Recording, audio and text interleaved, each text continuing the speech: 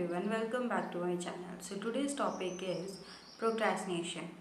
So most of the people think that they procrastinate because they lack discipline, they lack consistency, or maybe they are lazy. But procrastination is not all about this. It's an emotional avoidance.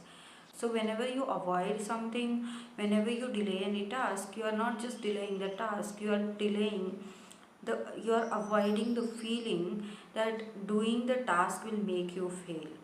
So it's an shield that your brain uses to protect you from the uncomfortable emotions. These emotions could be like frustration, boredom, it could be anxiety, or the overwhelm of doing the task. So these are the negative emotions, and there are a lot of positive emotions also. Like when you take action and when you do something, what will happen? There will be a change in your being, there will be a new version of you, there will be a change or shift in your environment, in your routine. So your brain avoids that change also. That responsibility, that new version of you, your brain tries to avoid those emotions. So why this happens? Because if one part of your brain tries to avoid those discomfort or uncomfortable emotions and try to feel you safe in a familiar zone, but the another part of your brain tries to which is the future focused part, which wants you to grow, take action, and meet your goals and achieve your goals. So whenever there is a conflict between these two, what I mean by these two is your emotions and your goals. Whenever there is a conflict between these two, you will always procrastinate.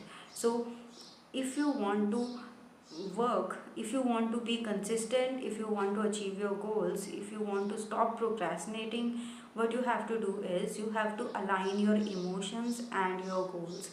When you align your emotion and goals, you will be in a flow. You don't have to think about ki, oh I have to do this, I am procrastinating, oh I don't want to do this.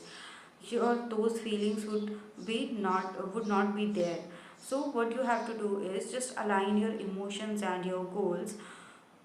Whenever you try to procrastinate, whenever you say that I'll do it tomorrow, I'll do it later, just ask yourself this one question: what am I trying to avoid feeling, or what am I trying to avoid, and what is the feeling that I'm feeling right now?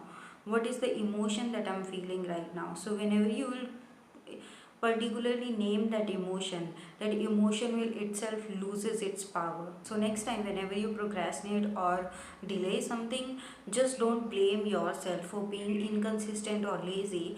Try to understand your emotions. What am I feeling right now?